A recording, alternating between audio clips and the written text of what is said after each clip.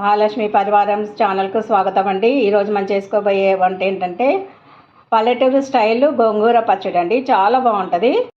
దీనికి కావాల్సిన పదార్థాలు, ముందు గోంగూర నీళ్ళల్లో వాడ్చి పెట్టుకున్న గోంగూర డ్రైగా అవ్వాలండి, నీళ్ళు ఉండకూడదు. కొత్తిమీర, గోంగూరలో కొంచెం ఒక కట్ట, పచ్చిమిరపకాయలు, గ్రీన్ పచ్చిమిరపకాయలు అండి, ధనియాలు, జీలకర్ర, క్రిస్టల్ సాల్ట్. ముందుగా ఆయిల్ వేసుకోవాలండి. దీనికి వేరుశనగ నూనె అయితే బాగుంటుంది. ఆయిల్లో ముందు 2 స్పూన్స్ ధనియాలు, 1 స్పూను జీలకర్ర, పచ్చిమిరపకాయలు తుంచి వేసుకోవాలండి. మంచిగా వేగాలండి పచ్చిమిరపకాయలు. పచ్చిమిరపకాయలు వేగేటప్పుడు వేయించుకునేటప్పుడు కొంచెం ఉప్పు వేసుకోవాలండి. సగం ఉప్పు గోంగూరలో, సగం ఉప్పు పచ్చిమిరపకాయలు వేసుకోవాలి. దీంట్లోనే మనం ధనియాలు, జీలకర్ర, వెల్లుల్లి కూడా వేసేసుకోవాలండి. ముందు ఈ మిశ్రమాన్ని నూరుకోవాలన్నమాట. ముందు కొంచెం పేరుకి ఉన్నది అంటే వేసినంటే 2 రెబ్బలు అంతే చింతపండు. వేగిపోయినాయండి. గిన్నెలోకి తీసుకుందాం. నూనె వేసుకొని, పల్లి నూనె అయితే బాగుంటుందండి. చాలా కూరలకి పచ్చళ్ళకి పల్లి నూనె బాగుంటుంది, చాలా రుచిగా ఉంటుంది. ఇప్పుడు ఈ గోంగూర అంతా దీంట్లో మగ్గించుకుందాం. ఇలా ఒకసారి చేసి చూడండి.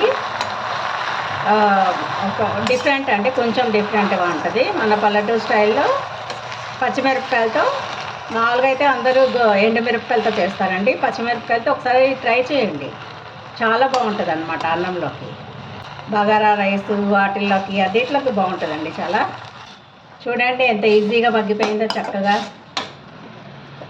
నీరంతా ఎగిరిపోవాలండి. ఒక 2 నిమిషాలు మూత పెట్టుకోండి. చూద్దామండి మగ్గిందా లేదో. చూడండి ఎంత నీళ్ళన్నీ బయటకు వచ్చేసాయి. ఈ నీళ్ళన్నీ పోవాలి, ఇంకా పెట్టకూడదండి. మగ్గిపోయింది కదా బాగా, మూత పెట్టకూడదు. వాటర్ అంతా ఎగిరిపోయింది మంచిగా. ఈ స్టేజ్లో మనము కొత్తిమీర వేసుకుందాం. ఒక కట్ట అండి, ఇది కూడా మగ్గిపోవాలి. చాలా బాగుంటుందండి కొత్తిమీర గోంగూర కాంబినేషన్లో పచ్చడి. కొత్తగా తెలియంది ఏం లేదండి, గోంగూర పచ్చడి అన్నది అందరికి తెలుసు.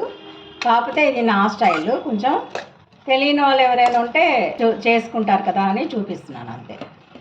పల్లెటూరు స్టైల్ అన్నమాట ఇది. మంచిగా మగ్గించుకోవాలి, పచ్చదనం పోయేటట్టు. 2 కొత్తిమీర, గోంగూర 2 కూడా. మనం గోంగూరలో ఉప్పు వేసుకోలేదు కదండి, పచ్చిమిరపకాయలో సగం ఉప్పు వేసాము, గోంగూరలో కూడా సగం ఉప్పు వేసుకోవాలి. అప్పుడు బాగుంటుంది అన్నమాట టేస్ట్. పట్టి పచ్చిమిరపకాయలు పడుతుంది, గోంగూరకు కూడా ఉప్పు పడుతుంది. మామూలు ఉప్పు కన్నా కల్లుప్పు వేసి చూడండి. కల్లుప్పుతోటి చాలా టేస్ట్ వస్తుంది, హెల్త్కి కూడా చాలా మంచిది అన్నమాట కల్లుప్పు. 1 నిమిషం మూత పెట్టుకుంటే బాగా మగ్గుతుంది అన్నమాట. మిక్సీలో వేసుకుందామండి. ఈ దినుసులన్నీ జీలకర్ర, ధనియాలు, చింతపండు, వెల్లుల్లి, పచ్చిమిరపకాయలు ఇవన్నీ కలిపి నూరుకోవాలి. ఉప్పు వేసుకున్నాం కదండి, ఇదంతా మెత్తగా నూరుకుని మగ్గిన గోంగూరలో వేసుకుని కలుపుకోవాలన్నమాట. చూడండి మిక్సీ చేసుకున్నాం కదా, ఇది మగ్గించుకున్నాం కదండి గోంగూర, దీంట్లో వేసుకుని ఇది అన్నీ బాగా కలిసిపోవాలండి. ఈ స్టేజ్లో మీరు ఉప్పు సరిపోయిందో లేదో చూసుకోవాలి. మొత్తం ఇవన్నీ దినుసులన్నీ కలిసేటట్టుగా ఒక్కసారి మనము గ్రైండ్ చేసుకుందాం. చూడండి చల్లగా అయిపోయింది కదా. ఇప్పుడు మిక్సీ పట్టుకుందాం. సగం సగం పట్టుకుందామండి, మొత్తం ఒకసారి వేయకూడదు. ఎక్కువ అయితే కనుక చింజేస్తుంది మొహం మీద. మొత్తం మిక్సీ పట్టుకొని మిక్సీలో వేసుకుని చూద్దాం. జస్ట్ ఒక్కసారి మెత్తగా పేస్ట్ లాగా చేయకండి, మరీ చెప్తున్నాను, పేస్ట్ లాగా చేయకూడదు. జస్ట్ పల్స్ మోడ్ 1 టైం ఇలా స్విచ్ ఆన్ చేయాలంతే. మనం ఈ మిశ్రమాన్ని తాలింపు పెట్టుకున్నాం. మళ్ళీ మనం పల్లి నూనె వేసుకున్నాం. పెద్ద 2 స్పూన్స్ సరిపోతాయండి. 1 పెద్ద స్పూను పచ్చిశనగపప్పు, 1 స్పూను మినపప్పు, 3-4 ఎండుమిరపకాయలు, కరివేపాకు,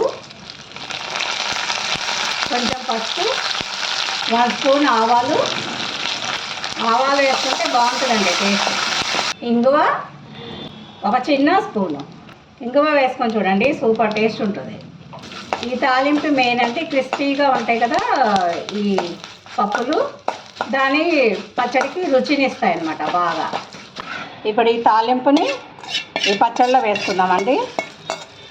గుమగుమలాడే గోంగూర కొత్తిమీర రోటి పచ్చడి పల్లెటూరు స్టైల్లో రెడీ అయిపోయిందండి. చాలా టేస్టీగా ఉంటుంది.